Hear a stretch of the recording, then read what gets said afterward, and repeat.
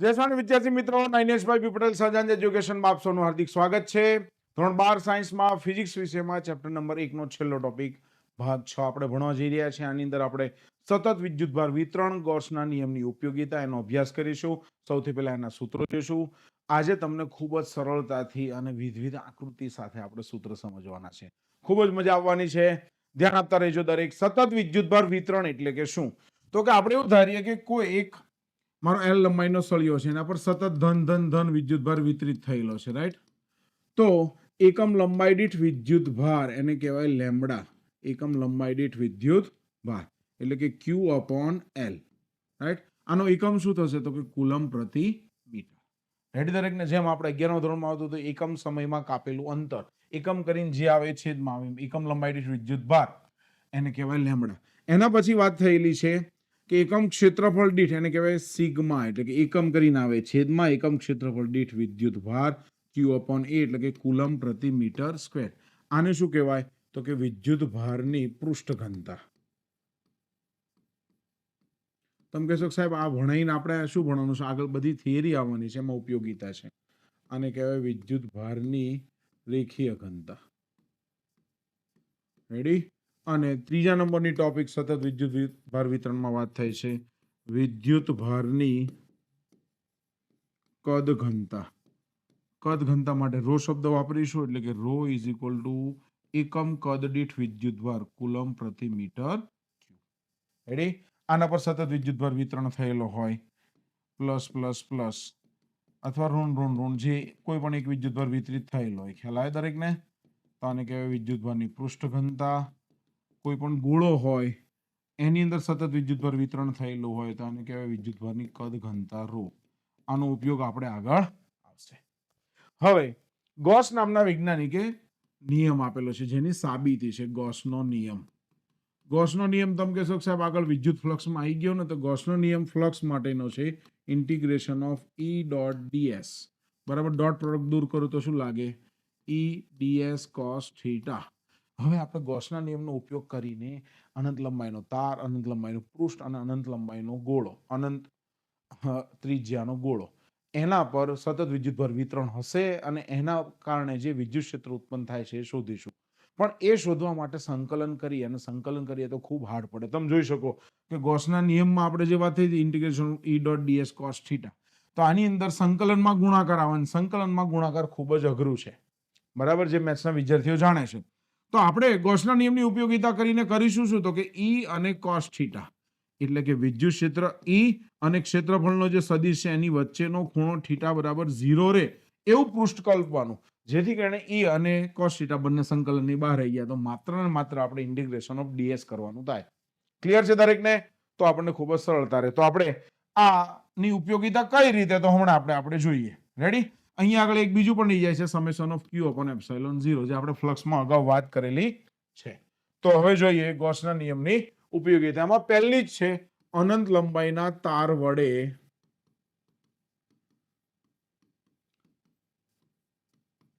ઉત્પન્ન થતું વિદ્યુત ક્ષેત્ર. એનું સૂત્ર શું છે તો કે એનું સૂત્ર છે lambda upon 2 pi epsilon 0 r. અને ઉપર નીચે બે વડે ગુણો બે વડે ભાગો તો આવું સૂત્ર થાય છે વેલ નોન ટુ કે લેમ્બડા અપોન આર. બધાને યાદ રાખવું આ સરળ પડે છે. આ બંને એક જ સૂત્ર છે, બરાબર? અનંત લંબાઈનો તાર છે જેના પર ધન વિદ્યુતભાર સતત રીતે વિતરિત થયેલો છે. તો ટેક્સ્ટબુકની અંદર આપણે થિયરી આવે છે, એમાં આપણે એક નળાકાર ગૌસિયન પૃષ્ઠ ધારીએ છીએ આ તારની આજુબાજુ, રાઈટ? નળાકાર ગૌસિયન પૃષ્ઠ ધારીએ છીએ. કેમ નળાકાર ગૌસિયન પૃષ્ઠ ધારીએ છીએ તો કે તારથી આર અંતર આવેલા બિંદુ પી પાસે ઉત્પન્ન થતું વિદ્યુત ક્ષેત્ર મેળવવું છે મારે. વિદ્યુત ક્ષેત્ર ઈ ની દિશા પણ આમ, આના ક્ષેત્રફળની દિશા પણ આમ, એટલે થીટા થઈ ગયો 0.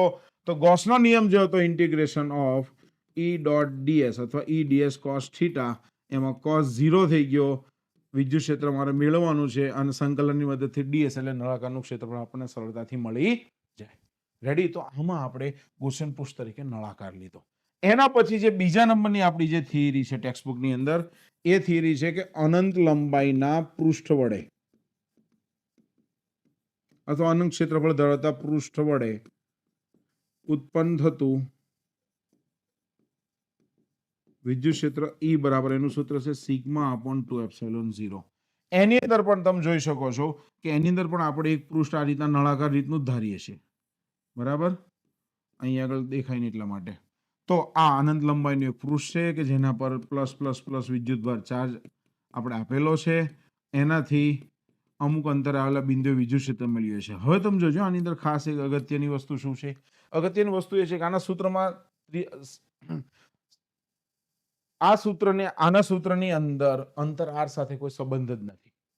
તમને નવાઈ લાગશે સર અંતર આર સાથે સંબંધ નથી, કઈ રીતે? સૂત્રમાં આર આપેલો છે, કોઈ જગ્યાએ નથી. એટલે કે અહીંયા આગળ હોય તોય વિદ્યુત ક્ષેત્ર સમાન મળે, અહીંયા આગળ મળે, અહીંયા આગળ મળે, અહીંયા આગળ મળે, બધી જગ્યાએ વિદ્યુત ક્ષેત્ર સમાન જ મળે.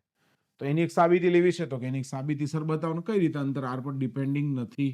તો કહી દઉં તમને, આ મારું અનંત લંબાઈનું પૃષ્ઠ છે, રાઈટ? આ ઓકે, આના પર plus plus plus plus charge આપણે વિતરિત થયેલો છે એટલે વિદ્યુત ક્ષેત્ર એ આ સાઈડનું હશે.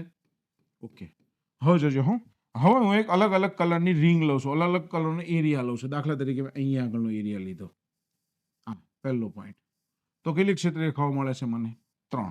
હવે પછી મેં એક રિંગ અહીંયા આગળ લીધી, એટલે દૂર એટલા ક્ષેત્રફળની, તો કેટલી ક્ષેત્ર રેખાઓ ઘેરાય છે? 3. એના પછી મેં ખૂબ દૂર આવેલા અંતરે છે અહીંયા આગળ લીધું, તો એ કેટલી ક્ષેત્ર રેખાઓ મળે છે મને? 3 જ મળે છે. એનો મતલબ કે બધી જગ્યાએ ક્ષેત્ર રેખાઓની સંખ્યા સમાન છે, તો વિદ્યુત ક્ષેત્ર પણ કેવું હોવાનું? સમાન જ. આ એની સાબિતી છે કે અનંત લંબાઈના પૃષ્ઠ વડે ઉત્પન્ન થતું વિદ્યુત ક્ષેત્ર એ અંતર આર પર આધાર રાખતું નથી. એની આપણે આ સાબિતી જોઈ. રેડી? ઓકે, ચલો રેડી છે. આમાં પણ આપણે નળાકાર ગૌસિયન પૃષ્ઠ ધાર્યું અને આમાં પણ ખૂણો 0 થાય એના માટેનો પ્રયત્ન કર્યો. ત્રીજા નંબરની જે થિયરી છે આપણે ટેક્સ્ટબુકની અંદર એમાં વાત કરેલી છે સુવાહક ગોળાના કારણે ઉત્પન્ન થતું વિદ્યુત ક્ષેત્ર, એટલે કે અનંત ત્રિજ્યા ધરાવતા ગોળાના કારણે. તો જો આ ગોળો છે કયો છે? તો કે પોલો ગોળો છે. કેવો છે? પોલો ગોળો. પોલો ગોળો એટલે અંદરથી ખાલી, એની ત્રિજ્યા આર છે. તો પોલો ગોળો છે, અંદર કોઈ વિદ્યુતભાર નથી. આને કોઈ પણ ચાર્જ આપશો તો ચેપ્ટરના સ્ટાર્ટિંગમાં જ આવ્યું કે ગોળાની સપાટી પર જઈને ચાર્જ રહેશે, વચ્ચે કોઈ જગ્યાએ રહેશે જ નહીં. વચ્ચે રાખે કોણ ચાર્જ? નહીં ભાઈ, વચ્ચે હવા છે, કોઈ રાખે ચાર્જને? ના રાખે. તો તમે જે પણ બી ચાર્જ આપશો એ ગોળાની સપાટી પર વિતરિત થઈ જશે સતત રીતે, આ રીતે. તો ગોળા ઇનસાઇડ, ગોળાની અંદર વિદ્યુત ક્ષેત્ર કેટલું હશે? 0. અને બહાર કેટલું હશે? અને સપાટી પર કેટલું હશે? તો એની સપાટી પર હશે જે આપણે આવતું હતું સૂત્ર કે Q/R. એટલે કે અહીંયા આગળ અથવા તો અહીંયા આગળ કોઈ પણ જગ્યાએ જાઓ તમને સૂત્રમાં મળશે કે Q/R². તો આનો મારે આલેખ દોરવો હોય વિદ્યુત ક્ષેત્ર E વર્સિસ અંતર R નો, તો આ મારી ત્રિજ્યા છે કેપિટલ R, તો અહીંયા આગળ E મેક્સિમમ આવશે અને પછી E ચાલે છે 1/R² મુજબ ઘટશે. એનો આલેખ છે, બરાબર. ચોથા નંબરની વાત કરીએ છીએ નક્કર ગોળાની. હવે તમે યાદ રાખજો કે નક્કર ગોળો છે એનસીઆરટી સિલેબસમાં નથી, અહીંયા હું એક્સ્ટ્રા માહિતી તરીકે આપું છું. તો આ નક્કર ગોળાનું છે અમારું. આ નક્કર ગોળાની અંદર એના ઉપર હું વિદ્યુતભાર આપીશ એવું નહીં સપાટી પર જ હશે, બધી જગ્યાએ વિતરિત થશે ભાઈ, કારણ કેમ ગોળો છે, રાઈટ? તો વિદ્યુતભાર વિતરિત થશે અહીંયા આગળ. તો આની અંદર ગોળાની અંદરની સપાટી પર વિદ્યુત ક્ષેત્રનું સૂત્ર શું છે? તો કે અંદરનું સૂત્ર છે ρ×R/3ε0, રાઈટ? એટલે કે E ચાલે છે R છે. શું છે? E ચાલે છે R છે. સપાટી પર, તો સપાટી પર અને બહાર બંને જગ્યાએ વિદ્યુત ક્ષેત્રનું સૂત્ર શું છે? તો કે E બરાબર KQ/R². એટલે સપાટી પર KQ/R², સપાટી બહાર પણ KQ/R². આ વિશેષ માહિતી છે યાદ રાખવા માટેની. રેડી છે દરેકને? ઓકે, તો આટલા બધા સૂત્ર આવડી ગયા. હવે ટેક્સ્ટબુકની અંદર આ અનંત લંબાઈનું જે પૃષ્ઠ છે એની પણ એક સરસ વાત કરેલી છે સ્વાધ્યાયના 1.23માં નંબરના દાખલા પર. દાખલા તરીકે બંને પ્લેટ મારી ધન વિદ્યુત ભારિત હોય તો પ્લેટની વચ્ચે અને બહારની બાજુએ વિદ્યુત ક્ષેત્રનું સૂત્ર શું થશે? એની એક આપણે સાબિતી છે, જોઈ લઈએ નાની એવી. રેડી? ઓકે, આની પહેલાનો જે આપણે આનો ગ્રાફ બનાવવો હોય તો આનો આપણે આલેખ બનાવી લઈએ. અહીંયા આગળ નેક્સ્ટ આ સ્લાઇડમાં બનાવી નાખીએ. ઉભો રહો, આટલામાં બની જશે, ધ્યાન આપજો દરેક. આ વિદ્યુત ક્ષેત્ર E વર્સિસ અંતર R નો આલેખ છે. પહેલા સમપ્રમાણમાં છે, સપાટી પર આવે ત્યારે આગળ મેક્સિમમ મળશે અને પછી 1/R, એટલે કે અહીંયા આગળ E ચાલે છે 1/R² મુજબ ઘટશે. ત્રિજ્યા પાસે મહત્તમ મળશે અને ઇનસાઇડ E ચાલે છે R. આ રીતનો આલેખ આવશે. ચેપ્ટર 4માં પણ આનો ઉલ્લેખ આવશે.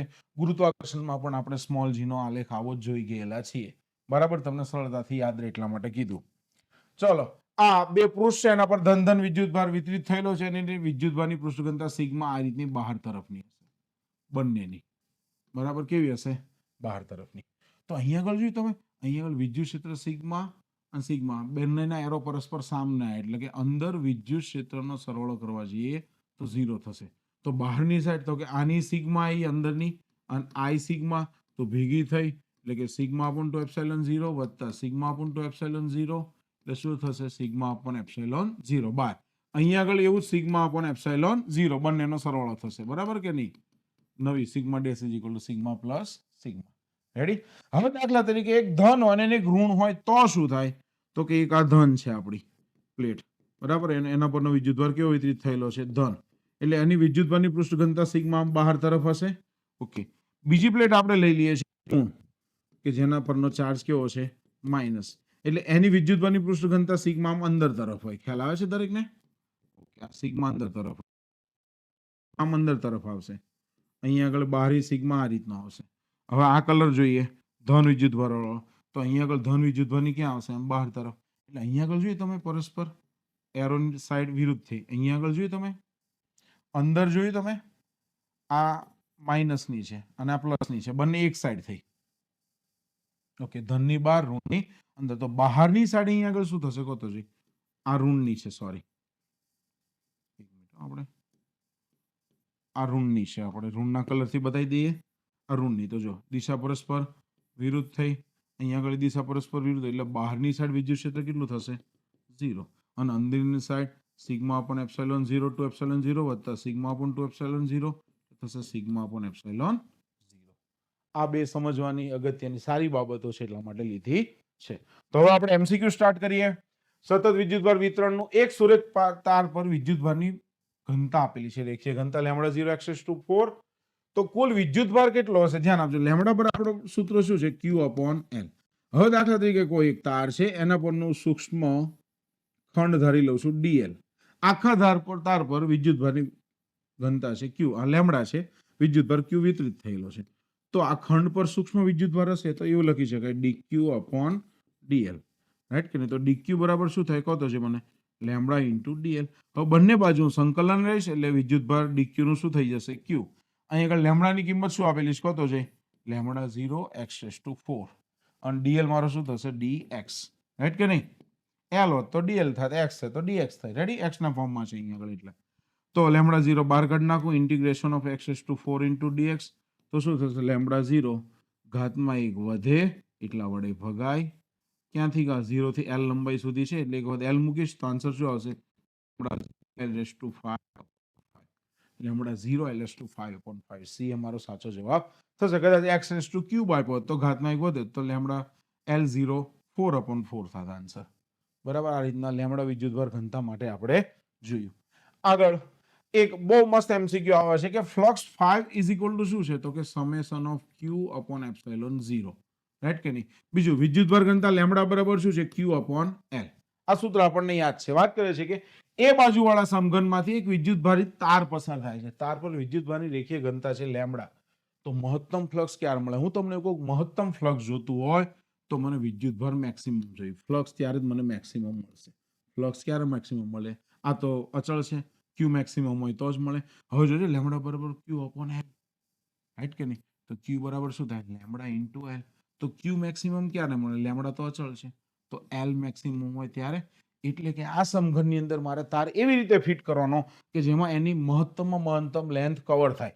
કો કે સર હું કાટખૂણ અહીંયા આગળ કર્ણ બનાવી દઉં આ કર્ણ બનાવે તો કર્ણ બનાવે શું થયો ખાલી આ અને આ ત્રણ બાજુ તો હજી વધારે મહત્તમ લંબાઈ આવી નહીં પણ સમઘનનો એક છેડો પાછળનો અને એક છેડો આગળનો આ બંનેને હું જોઈન્ટ કરું અને જે મને મળે એ કેવો મળશે મહત્તમ મળશે તો આપણે અલગ અલગ કલરની પેનથી પહેલા આપણે જોઈ લઈએ કે સમઘનનો વિકર્ણ શું ધ્યાન આપજો દરેક આ એક સમઘનની બાજુની લંબાઈ છે આ લંબાઈ છે આનો વિકર્ણ છે દાખલા તરીકે સમઘન એ બાજુનો છે તો વિકર્ણ કેટલો થાય √2a ક્લિયર છે હવે આને હું જોઈન્ટ કરું તો આ તો સમઘનની એક બાજુ જ છે મારી જોતા રહેજો હા એને આપણે અલગ કલરની પેનથી દર્શાવી દઈએ આ સમઘનની એક બાજુ છે એની લંબાઈ એ આ બીજી આ કઈ બાજુ છે √2a વાળી છે તો √2a અને a આ બંને ભેગા થઈને એક નવો વિકર્ણ બનાવે છે કેટલો બનશે √3a અહીંયા આગળ પાયથાગોરસ લગાડીને ટાઈમ નહીં બગાડતો, દરેકે સમજી લેવાનું. બરાબર.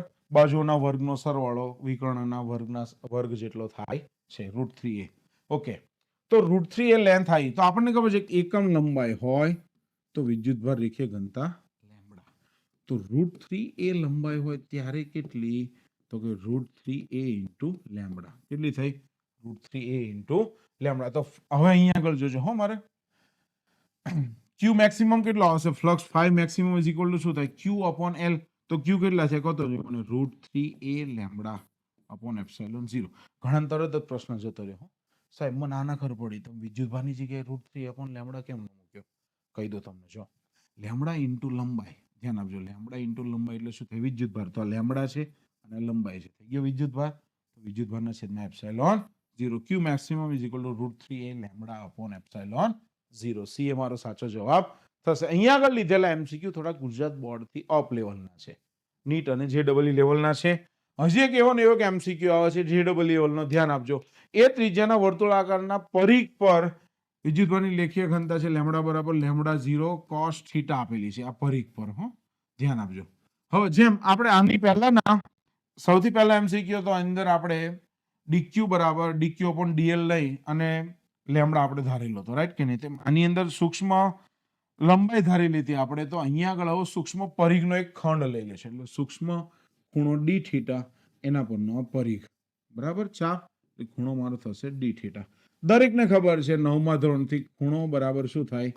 ચાપ ભાગ્યા ત્રિજ્યા. ચલો એ ત્રિજ્યા આપેલી છે મને, રાઈટ? તો ત્રિજ્યા ચાપ બરાબર શું થાય? કોતો છે ખૂણો dθ અને ત્રિજ્યા a, એટલે કે a ઇન્ટુ dθ થઈ ગયું મારું. ક્લિયર છે દરેકને? ઓકે, આગળ લેમ્બડા બરાબર લેમ્બડા 0 cos θ એ પણ આપેલું છે. હવે આપણે એમસીક્યુ ગણવા જઈએ તો લેમ્બડા બરાબર આપણે ગણીએ છીએ શું? q upon l, right? સૂક્ષ્મ ચાપનો ખંડ લઈશ તો એના પરનો વિદ્યુતભાર સૂક્ષ્મ લઈશું, રાઈટ કે નહીં? એટલે કે આના પર dq જેટલો વિદ્યુતભાર વિતરિત થયેલો હોય, કેટલો? dq, right? તો dq બરાબર શું થશે? કહો છે મને લેમ્બડા ઇન્ટુ dl. ચલો લેમ્બડા શું છે? કોઈ કહેશે મને રકમમાં જ આપેલો છે, લેમ્બડા 0 cos θ. dl શું થશે એ મારે જોવાનું છે. અહીંયા આગળ dl આ ખંડ શું થયો? ચાપ શું થયો? કયો તો a ઇન્ટુ dθ. શું થયું? a into dθ. રેડી? તો લેમ્બડા 0 અને a એ કોન્સ્ટન્ટ છે અને બહાર કાઢી નાખીએ એટલે વધશે શું અંદર? cos θ into dθ. હવે જોજો હું અહીં આગળ સંકલન લેવા જવું છે, એનો ખૂણો 0 ગણું અને આખો રાઉન્ડ ફરીને આવે અને પાછો અહીંયા નહીં આવે, તો આખો રાઉન્ડ ફરે કોઈ પણ વર્તુળમાં તો કેટલો ખૂણો કવર કરે? 2π કવર કરે. એટલે કે મારે હવે સંકલનની લિમિટ 0 થી 2π લેવાની. ખબર પડે છે દરેકને? l લંબાઈનો સળિયો હોય અને તમે dq વિદ્યુતભાર dl ખંડ ધારતા હોય એના પર નાનો એવો, રાઈટ કે નહીં? l લંબાઈ આખો એનો હોય તો તમારે સંકલન લેવા 0 થી l સુધીનું લેવાનું થાય. પણ વર્તુળમાં જ્યારે લઉં છું ખૂણા પ્રમાણે લઈને ત્યારે 0 થી 2π લેવું પડે. ચલો a into lambda 0 integration of cos θ થઈ જાય sin θ. શું થઈ જાય? sin θ 0 થી 2π. એક વખત 2π મૂકો, એક વખત 0 મૂકો એટલે કે sin 2π માઇનસ sin 0. ભાઈ sin 2π 0 છે, sin 0 0 છે, 0 માઇનસ 0 0 ગુણ્યા ગમે તેટલું 0, માટે મારો સાચો આન્સર થશે a 0. ઓકે, ફરી એકવાર સમજાવું છું, ધ્યાન આપજો દરેક. અહીંયા આગળ સૂક્ષ્મ ચાપ મેં ધારી લીધી. કેટલી ધારી? તો કે ખૂણો બરાબર ચાપ ભાગ્યા ત્રિજ્યા પરથી a ઇન્ટુ dθ ધારી લીધી. ઓકે, તો કે અહીંયા આગળ સૂક્ષ્મ વિદ્યુતભાર dq છે, તો આખા પરિઘ પર એનું સંકલન કરીશ ત્યારે આખો વિદ્યુતભાર મળે છે. તો આખા વિદ્યુતભારના આખા પરિઘ પરનું સંકલન શું થાય? તો કે 0 થી 2π નું થાય ભાઈ. a ઇન્ટુ લેમ્બડા 0 અચલ છે, sin cos θ નું સંકલન થાય sin θ. ક્લિયર દરેકને? બહુ સારો એમસીક્યુ છે, સમજવા જેવો.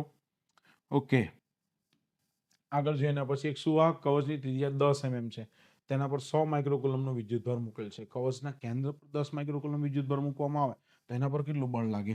ધ્યાન આપજો. આપણે એક કવચ હવે તમારે ડ્રો કરવી હોય કવચ, આપણે કવચ ડ્રો કરી નાખીએ પાતળી. રેડી? આ પાતળી કવચ છે. ઓકે, હવે આ એનું કેન્દ્ર છે. ધ્યાન આપજો દરેક. ત્રિજ્યા 10 mm છે, 100 માઇક્રોકુલમનો વિદ્યુતભાર છે એના પર. ઇનસાઇડ ધી સેલ કેટલો હોય? વિદ્યુત ક્ષેત્ર 0. વિદ્યુત ક્ષેત્ર 0 તો લાગતું બળ પણ કેટલું હોય? 0. આની અંદર કોઈ જગ્યાએ વિદ્યુત ક્ષેત્ર છે જ નહીં. વિદ્યુત ક્ષેત્ર નથી તો ગમે તે વિદ્યુતભાર મૂકો એના પર કોઈ બળ લાગવાનું નથી, એટલે વિદ્યુત બળ કેટલું હશે? 0. આગળ વાત કરે છે કે વિદ્યુતભારિત કરેલા ધાતુના સુવાહક ગોળા માટે રો અને સિગ્મા અનુક્રમે પૃષ્ઠ વિદ્યુતભાર ઘનતા અને કદ વિદ્યુતભાર ઘનતા હોય તો સુવાહક ગોળો છે ભૈયા, રાઈટ કે નહીં? તો આપણને એટલી ખબર છે કે એની કદ ઘનતા તો હોય 0, કારણ કે ગોળો છે, બરાબર, કવચનો ગોળો છે. જ્યારે વિદ્યુતભારની પૃષ્ઠ ઘનતા કોઈ દિવસ 0 હોય નહીં, એટલે પૃષ્ઠ ઘનતા ડઝ નોટ ઇક્વલ ટુ 0 અને કદ ઘનતા 0 આવશે. રેડી? ઓકે. આગળ ગૌસના નિયમની ઉપયોગિતા આવે છે, આપણને વાત કરેલી છે. 10 સેન્ટીમીટર ત્રિજ્યાના વાહકના ગોળા પર અજ્ઞાત વિદ્યુતભાર છે. ગોળાના કેન્દ્રથી 20 સેન્ટીમીટર દૂર વિદ્યુત ક્ષેત્ર આપેલું છે. ત્રિજ્યાવર્તી દિશામાં અંદર તરફ હોય. તમે જુઓ ને, વિદ્યુત ક્ષેત્ર ઋણ આપેલું છે અને આપણને એ ખબર છે કે ઋણ વિદ્યુતભારની વિદ્યુત ક્ષેત્ર ક્યાં હોય? અંદર તરફ હોય ને. ત્રિજ્યાવર્તી ક્યાં હોય? અંદર તરફ હોય. તો રેડી તો કીધું છે એમને, ખોટું શું કીધું છે? તો આપણે એક આ ગોળો લઈ લીધો, અહીંનું કેન્દ્ર છે 20 સેન્ટીમીટર દૂર, ત્રિજ્યા 10 સેન્ટીમીટર છે. 20 સેન્ટીમીટર દૂર એટલે કે અહીંયા આગળનું પોઈન્ટ થયું, અહીંયા આગળ પોઈન્ટ થાય તો એનું વિદ્યુત ક્ષેત્ર શું છે? કે Q upon R સ્ક્વેર. તો ગોળા પરનો કુલ વિદ્યુતભાર કેટલો હશે? Q નો સૂત્રનો કરતા બને તો E into R square upon K. Ready કે નહીં? ઓકે. E કેટલા આપેલા છે? -1.5 ગુણ્યા 10⁻³ R સ્ક્વેર. R કેટલો લેવાનો થાય કહો તો? ડિસ્ટન્સ કેટલું થયું? 20 સેન્ટીમીટર એટલે 0.2 થયું, 0.2 મીટરનો વર્ગ છેદમાં K 9 ગુણ્યા 10⁹. આનો આન્સર લઈશું એટલે આન્સર તો આપણો ઓબ્વિયસલી માઇનસમાં જવાનો, એટલે કોકને જોઈને તો એમ નામ ખબર પડવી પડે કે આ બે તો શક્ય જ નથી ધન વિદ્યુત, બરાબર. 50-50 થઈ ગયું પહેલેથી. આન્સર આપણો આવશે 6.67 નેનો કુલમ. આની ગણતરી કરવા જઈએ, આન્સર કયો આવે છે આપણો? બી. રેડી? ઓકે. આગળ જોઈએ 2.4 મીટરનો વ્યાસ ધરાવતો એક સમાન વિદ્યુતભારિત ગોળા પર વિદ્યુતભારની પૃષ્ઠ ઘનતા 80 માઇક્રો કુલમ પર મીટર સ્ક્વેર છે. તો ગોળા પરનો વિદ્યુતભાર શોધો. આપણને ખબર છે કે સિગ્મા બરાબર Q upon A. Q જોઈએ છે, સિગ્મા અને A આપેલા છે, રાઈટ કે નહીં? સિગ્મા કેટલા આપેલા છે તો જે પૃષ્ઠ ઘનતા 80 માઇક્રો એટલે કે 10⁻6, પછી કુલમ પ્રતિ મીટર સ્ક્વેર તો આવી ગયો. વ્યાસ આપેલો છે 2.4 મીટર, તો ત્રિજ્યા થઈ જશે મારી 1.2 મીટર, રાઈટ કે નહીં? ક્ષેત્રફળ થાય 4 પાઈ, પાઈ એટલે કે 3.14, 1.2 નો વર્ગ, બરાબર. આખાનો જવાબ લેવા જઈશ તો આવશે 1.45 ગુણ્યા 10⁻³ કુલમ. રેડી? વિદ્યુતભાર મારો આવશે 1.45 ગુણ્યા 10⁻³. એક અનંત લંબાઈનો રેખીય વિદ્યુતભાર 2 સેન્ટીમીટર અંતરે 9 ગુણ્યા 10⁴ વિદ્યુત ક્ષેત્ર ઉત્પન્ન કરે છે. તો એની રેખીય વિદ્યુતભાર ઘનતા, રાઈટ કે નહીં? રેખીય વિદ્યુતભાર ઘનતા લેમ્બડા આપણને પૂછી છે. અનંત લંબાઈના તારથી આપણને ખબર છે શોર્ટકટ બરાબર 2k lambda upon r, right કે નહીં? લેમ્બડાનું સૂત્રનો કરતા બનાવી એટલે કે ER upon 2k. E કેટલા આપેલા છે આપણને જોતો છે? 9 ગુણ્યા 10⁴. R કેટલા અંતર આપેલા છે? 2 સેન્ટીમીટર એટલે કે 0.2 થાય, અથવા 2 ગુણ્યા 10⁻², જે કરો તે. 2 k થશે મારા 9 ગુણ્યા 10⁹. રેડી? એટલે કે 2 2 અને 9 9 ઉડી જશે, એટલે અહીંયા આગળ 10⁴ -2 -9 આ રીતનું થયું ને. આપણને શું પૂછ્યું? રેખીય વિદ્યુતભાર ઘનતા લેમ્બડા પૂછેલી છે. ગણી આપણે 9 2 11 11 માંથી 4 જાય કેટલા હોય? 10⁻7, રાઈટ કે નહીં? તો આવું કહી દો ચાલે? 0.1 ગુણ્યા 10⁻6 એવું કહું તો ચાલે? તો 0.1 માઇક્રો વિદ્યુતભારની પૃષ્ઠ ઘનતા કુલમ પ્રતિ મીટર, 0.1 કુલમ પ્રતિ મીટર, સોરી લેમ્બડા છે, બરાબર કે નહીં? 0.1 માઇક્રો કુલમ પ્રતિ મીટર. માઇક્રો લખવાના રહી ગયા. રેડી? સમજાશે દરેકને? હવે જોજો, તમે લોકો જો શરૂઆતના સૂત્ર નહીં જોવો તો MCQ તમને ખૂબ જ અઘરા પડશે, વાંચીને કઈ ખબર જ નહીં પડે.